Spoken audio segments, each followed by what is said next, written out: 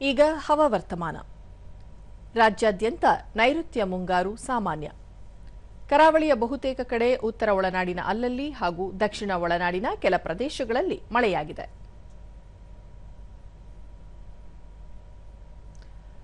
ಉತ್ತರ ಕನ್ನಡ ಜಿಲ್ಲೆಯ ಗೇರುಸೊಪ್ಪದಲ್ಲಿ ಅತಿ ಹೆಚ್ಚು 11 ಸೆಂಟಿಮೀಟರ್ ಮಳೆಯಾಗಿದೆ.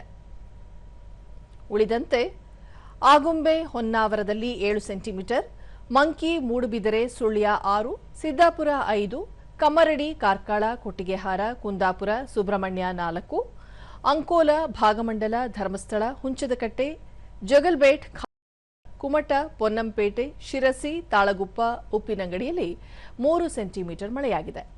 ಮುನ್ಸೂಚನೆಯಂತೆ ರಾಜ್ಯಾದ್ಯಂತ ಮುಂದಿನ 7 ದಿನಗಳ ಕಾಲ ಹಲವೆಡೆ ಭಾರೀ ಹಾಗೂ ಕೆಲವೆಡೆ ಹಗುರ ಮಳೆಯಾಗುವ ಸಂಭವ. ಕರಾವಳಿ ತೀರ ಪ್ರದೇಶದಲ್ಲಿ ಗಂಟೆಗೆ 40ರಿಂದ 60 ಕಿಲೋಮೀಟರ್ ವೇಗದಲ್ಲಿ ಗಾಳಿ ಬೀಸಲಿದ್ದು, ಮೀನುಗಾರರು ಸಮುದ್ರಕ್ಕಿಳಿಯದಂತೆ ಮುನ್ನೆಚ್ಚರಿಕೆ ನೀಡಲಾಗಿದೆ. ಬೆಂಗಳೂರು ಸುತ್ತಮುತ್ತ ಸಾಮಾನ್ಯ ಮೋಡ ಕವಿದ ವಾತಾವರಣ. ಕೆಲವು ಪ್ರದೇಶಗಳಲ್ಲಿ 30ರಿಂದ 40 ಕಿಲೋಮೀಟರ್ ವೇಗದಲ್ಲಿ ಗಾಳಿಯೊಂದಿಗೆ ಹಗುರ ಮಳೆ ಸಾಧ್ಯತೆ. ಗರಿಷ್ಠ 29, ಕನಿಷ್ಠ 21 ಡಿಗ್ರಿ ಸೆಲ್ಸಿಯಸ್ ತಾಪಮಾನ ದಾಖಲು ಸಂಭವ.